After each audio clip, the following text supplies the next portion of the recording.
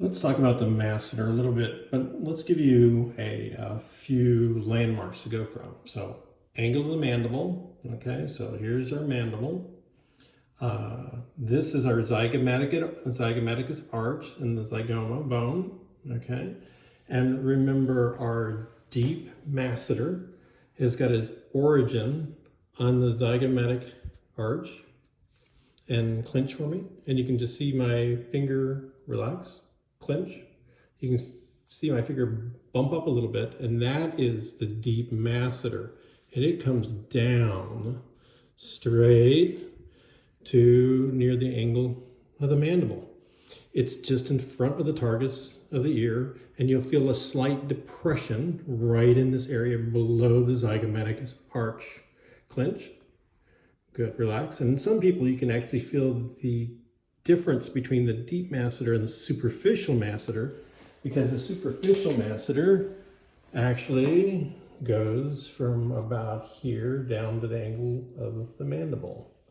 It's more at an angle than the deep masseter, but it goes down to the corner of the mandible. So superficial masseter, deep masseter. And it's actually covered up a little bit more than that. More about like that. It's different for everybody. So the superficial lays over the deep masseter. Keep in mind that the rosaurus is attached to the malleolus and goes all the way to the superficial masseter. And it can attach at the leading edge, or it can be over the top as well. So this is really a no-go zone. Anything above the corner of the mouth is really a no-go zone for the superficial masseter.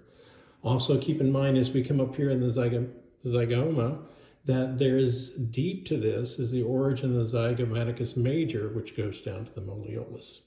So when you're injecting the masseter, it's safest to be down at the angle of the mandible all the way down here, not up in here, and definitely not up here. And if you want to individually inject the deep masseter, it's best to be up in this region back in here. And you're far away from the zygomaticus major, you're far away from the rosaurus. So you want to stay below the corner of the mouth and for the superficial masseter, and up higher for the deep masseter. Keep in mind too that in this region back in here is the parotid gland, and it can actually come over the masseter as well, but it's more superficial, so you want your injections to be deep.